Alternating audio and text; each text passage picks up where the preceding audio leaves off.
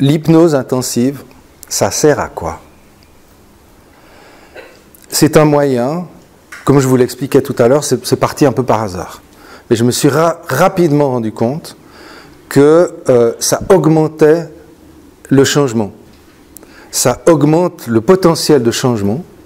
Le fait de faire 3 séances ou plus, parce qu'en 3h30, comme il n'y a pas chaque fois une induction pour rejoindre l'état, on le fait une fois au début, puis on ressort à la fin de la demi-journée, ou à la fin de la journée, comme on gagne chaque fois le temps de l'induction, en 3 heures, on va faire l'équivalent de 5 séances.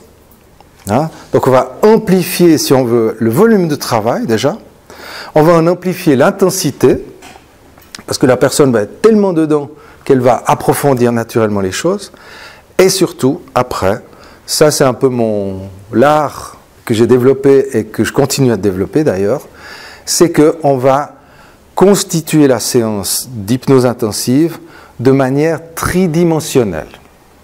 L'hypnose intensive, donc, va vous amener, propose de vous emmener dans un voyage intérieur, dans votre réalité intérieure, qui n'est pas une réalité logique de l'extérieur, qui n'est donc pas une réalité linéaire.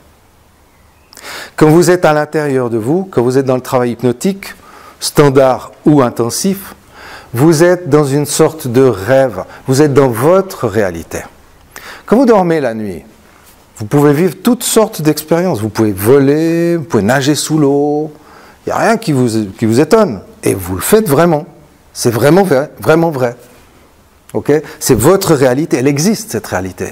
Et quand vous avez un caillou dans l'estomac, ou quand vous avez une araignée dans la tête, toutes ces choses qu'on peut dire, qui ont donné les dictons, etc., c'est réellement dans votre réalité comme ça.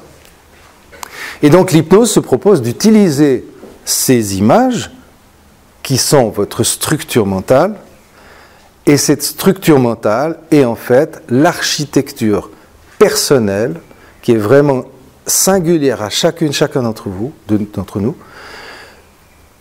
pour maintenir réel quelque chose qui n'est pas réel.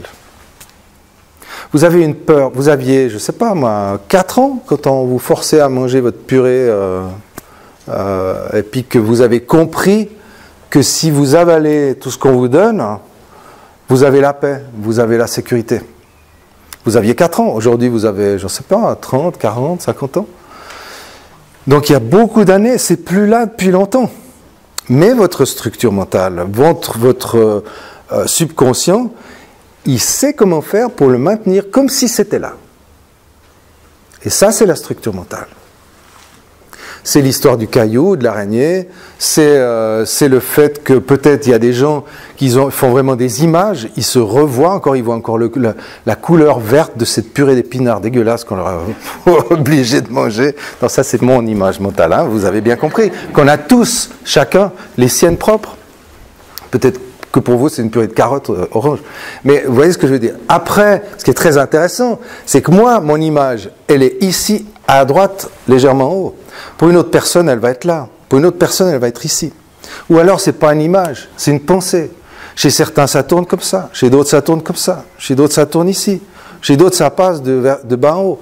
Peu importe. Ça, c'est la structure mentale. Et chacun a la sienne.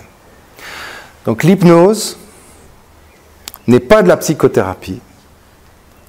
On ne va pas travailler sur le contenu de l'expérience. C'est-à-dire, on ne va pas s'intéresser à savoir qu'est-ce qui s'est passé quand vous étiez enfant pour que vous ayez le problème aujourd'hui. On s'en tape. Ce qui est intéressant, c'est comment votre subconscient s'organise en termes de structure mentale pour fabriquer une réalité qui n'existe pas. Qui existe pour vous, bien sûr, elle existe pour vous. Mais puisque si elle existe que pour vous, alors pourquoi pas la changer? C'est quand même plus sympa, à la place du caillou dans l'estomac, d'avoir, je sais pas moi, un millefeuille. Je dis ça parce que je viens d'en manger un, donc c'est à peu près mon cas. La réalité intérieure, on peut la changer. Tout le monde peut la changer, sauf qu'on n'a pas les outils. Et l'hypnose propose ces outils-là. Alors je reviens à notre hypnose intensive. Qu'est-ce qu'elle offre de plus par rapport à une hypnose normale? Finalement, c'est qu'une hypnose habituelle qui est concentrée. On va faire dans l'espace de 3 heures l'équivalent de 5 séances.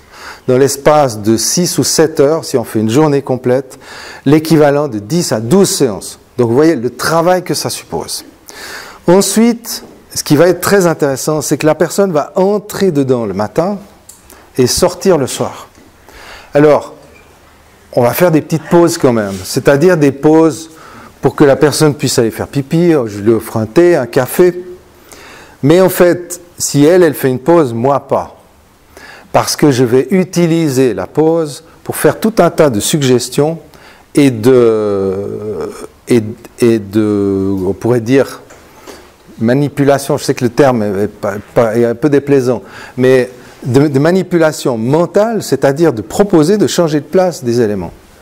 Vous me verrez peut-être faire des gestes comme ça. Et ces gestes, ils sont... Alors que je fais des gestes à une foule, c'est juste comme un exemple.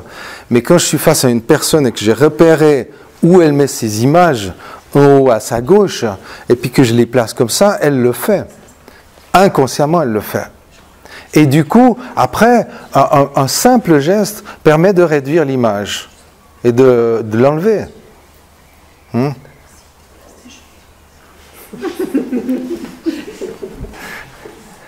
Bon, donc, les pauses sont utilisées aussi pour amplifier le truc. À midi, les gens qui font toute une journée, à midi, ils ont quand même 1h30 de pause, je leur dis, faites ce que vous avez à faire, mais prenez soin de vous. Allez faire les boutiques, allez vous manger un resto et tout. Souvent, la plupart des cas, je crois que j'ai jamais eu d'autres cas, les gens reviennent l'après-midi disant, mais j'avais envie d'être avec personne, ça fait longtemps que je ne m'étais pas accordé d'être avec moi. Ça, c'est vraiment puissant. En fait, on se rend compte que même en 1h30 de pause, les gens, ils ne sortent pas de l'hypnose. Ils sont dans leurs pensées, il y en a qui prennent des notes, ils vont manger une assiette tranquille, tout seul, ils vont se promener dans la forêt, peu importe. Ils restent dans le truc. Donc c'est vraiment très puissant parce que ça augmente les choses.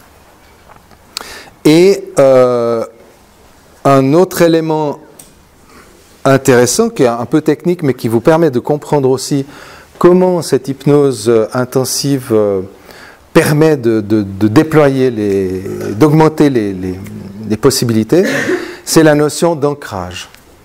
Alors, sans doute qu'il y a des personnes qui ne savent pas ce que c'est un ancrage, donc je vais vous expliquer ça. C'est l'histoire de la Madeleine de Proust. Hein. Vous sentez une odeur et ça vous rappelle le gâteau de votre grand-mère. Hein. C'est cette histoire-là. Vous allez contacter dans cette hypnose intensive ce qu'on appelle des ressources, des qualités, des forces que vous avez en vous. On va les chercher dans votre enfance. Et il y a des gens qui disent, mais moi j'ai une vie de merde depuis toujours, j'ai aucun endroit où je peux aller prendre des ressources. Hein? Ça arrive, hein, parfois. Je dis, mais vous inquiétez pas, on va aller chercher dans le futur. Où est le problème? On va simplement projeter la situation désirée. Tout le monde est capable d'imaginer. Hein? On va projeter simplement l'image, la situation désirée. La personne, elle va rentrer dedans, elle va ressentir, disons, la confiance ou la sécurité, c'est la ressource, et elle revient avec ce qu'on appelle un souvenir du futur. J'adore. Et un souvenir du futur, elle revient avec sa confiance, elle dit, putain, j'ai jamais senti ça de ma vie. Eh ben voilà, vous ne pourrez plus dire ça. Et donc, ça a l'air de rien, c'est un peu rigolo, mais en fait, c'est très très efficace, parce que tout ce que vous faites dans la vie est issu de votre imaginaire. Votre réalité intérieure est une réalité imaginaire, mais elle a vraiment du poids pour vous. Elle a vraiment de l'importance. Et donc, on va utiliser 2 types d'ancrage. C'est qu'on va utiliser des ancrages conscients, c'est-à-dire qu'on va, quand la personne est en plein dans son état de sécurité ou de confiance, on va l'inviter à, par exemple, serrer 2 doigts d'une main. Et je me demande si vous allez mettre 2 ou 5 secondes pour faire toucher vos 2 doigts de sorte que ce contact dans les doigts s'inscrive très profondément en vous avec la confiance associée. Et qu'à chaque fois, à partir d'aujourd'hui, que vos deux doigts vont se serrer, comme vous le faites en ce moment, vous allez ressentir la confiance encore à chaque fois plus que ce que vous la ressentez en ce moment. Voilà. Là, on est dans cette suggestion profonde, en hypnose, qui donne un outil à la personne. À partir de ce moment-là, chaque fois qu'elle serre ses deux doigts, elle ressent la confiance. Et plus elle active on appelle ça un ancrage, c'est un ancrage conscient, plus elle l'active, plus elle est contente. Au début, que je donnais des conférences, j'avais vachement la pétoche, comme tout le monde au début. Voilà. Donc j'avais des ancrages. Je me mets comme ça, et puis je mets mes deux pouces comme ça, et puis j'appuie, et puis ça va aller, ça va aller, ça va aller. Puis après, on n'en a plus besoin parce qu'on a pris confiance. Mais les ancrages sont vraiment intéressants pour dépasser des trucs. Après, en hypnose intensive, moi je vais utiliser beaucoup d'ancrages inconscients. Alors ça, qu'est-ce que c'est? C'est des ancrages de ressources que seul votre inconscient va activer. Vous ne savez même pas ce qui se passe. Enfin vous, votre conscient je veux dire. Parce que l'inconscient c'est vous, hein, pas oublier, c'est pas le voisin. Donc on va utiliser au moment où on s'approche de la solution, où les ressources sont contactées, où la personne elle est vraiment dans son état désiré et dans sa puissance pour y arriver, on va utiliser un contact qui existe. Si la personne a les mains qui se touchent, ben je vais dire et à chaque fois que votre main gauche touchera votre main droite, de la manière qui est présente maintenant ou d'une autre manière, que vous en soyez consciente ou pas, que vous soyez éveillé ou endormi, que ce soit voulu ou fortuit, votre subconscient active, amplifie, diffuse cela dans tout votre être. Boum. Le subconscient le fait. Et il va le faire à partir de ce moment-là. Vous ferez la vaisselle, tac, il active la confiance. Vous êtes en train de relever votre courrier, tac. Ça, c'est des ancrages inconscients. On peut en faire tout plein. Bon, alors il y en a qui sont plus efficaces que d'autres parce que, voilà, après c'est l'expérience qui amène, et l'orientation sur la personne. Donc ça, c'est des astuces qui accompagnent, on va dire, cette hypnose intensive. Maintenant, pour bien comprendre encore ce qui se passe, comment ça se passe, comment c'est construit. Je vous parlais tout à l'heure de l'aspect tridimensionnel du subconscient. Qu'est-ce que ça veut dire, quoi, ce truc-là? Ça veut dire que, au lieu d'être linéaire comme le conscient, le subconscient fait des analogies avec plein de choses. Vous avez déjà observé que des fois vos pensées elles partent dans tous les sens. Vous voyez un rideau jaune, ça vous fait penser, parce que c'est un peu la même couleur que la lampe de la grand-mère, ça vous fait penser à la lampe de la grand-mère, vous partez à votre petite enfance, que vous alliez faire les foins, et puis c'est vrai qu'il y avait les vaches, et puis que il y a longtemps vous n'avez pas bu du lait de vache, du vrai lait de vache, voilà. Donc c'est les analogies, il y en a plein tout le temps, ok? Et donc ça c'est une structure tridimensionnelle, ça part dans tous les sens. L'intérêt avec l'hypnose intensive, c'est de construire la séance d'hypnose de manière tridimensionnelle. On va donc, vous l'avez compris, empiler des séances d'hypnose. On ne va pas le faire n'importe comment. D'après la première séance qu'il y a eu, l'anamnèse qui a été réalisée, la demande, etc., on va empiler les séances d'hypnose d'une certaine façon. Je vous donne un exemple, évidemment qui peut varier en fonction de chacun. On va faire une première séance qui va permettre au subconscient de rejoindre un état de sécurité. Ça peut être un jardin intérieur, ça peut être un château fort, on peut utiliser des métaphores ou d'autres manières. Ça, c'est une première séance. Deuxième séance, donc on fait juste un fractionnement, la personne ressort, elle replonge plus profondément. Deuxième séance, on va travailler sur, par exemple, une rupture de lien avec un parent, un grand-parent, etc., où il s'est passé quelque chose. Troisième séance, on va peut-être faire un travail sur les colères, sur libérer la colère, sur la culpabilité. Donc peut-être aussi le pardon, se pardonner à soi. 4e séance, on va, qu'est-ce qu'on pourrait faire? Faire une relecture de l'empreinte de vie. C'est-à-dire que depuis tel âge que vous avez le problème, depuis l'âge de 3 ans, on va demander au subconscient de repasser toute la vie depuis cet âge-là, sauf que cette fois, vous l'adulte, vous êtes à côté, vous l'accompagnez.